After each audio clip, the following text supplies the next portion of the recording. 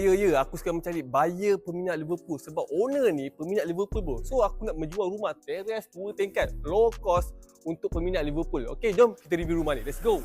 Okay guys, macam biasa kita start dengan bahagian car porch dia. Dia punya bahagian car porch ni nampak luas sebab dia agak memanjang guys.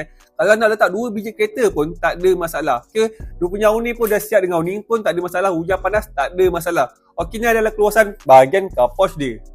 Okey, settle bahagian luar, jom masuk dalam. Okey, ini pula dia punya ruang tamu dia. Kalau kau tengok ruang tamu ni, dia punya kiri kanan memang betul-betul agak luas. Kalau kau nak set up satu set sofa dekat kiri kanan pun tak ada masalah, still ada ruang untuk berjalan. Okey, ini ada keluasan ruang tamu dia. Settle bahagian ruang tamu, jom kita pergi bahagian kitchen dia. Okey, ni pula dia punya dining area dia. Dia punya dining area ni boleh letak satu set meja makan untuk 4 orang makan pun tak ada masalah. Okey, dia punya bahagian kitchen ni dah siap dengan tabletop yang agak memanjang. So senanglah nak memasak dekat sini. Dah siap juga dengan kabinet belah bawah. Okey, ni adalah keluasan bahagian kitchen dia.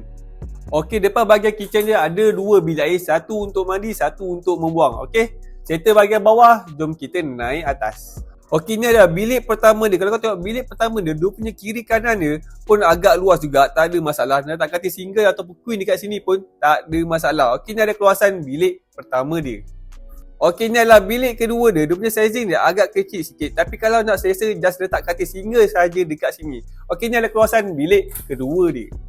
Okey, ini adalah master bedroom dia. Antara 3 bilik, ini adalah bilik yang paling luas. Kalau kau tengok kiri kanan dia, nak letak katil size king dekat sini pun tak ada masalah. Okey, ini adalah keluasan master bedroom dia.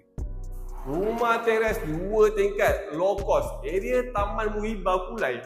Lokasi okey, harga pun okey. Harga tak beritahu lagi Harga hanya nak terjual RM380,000 saja. Yang mana berminat dengan rumah Taman Muhibah ni, boleh tekan link dekat bio. Okey guys, apa-apa, ciao.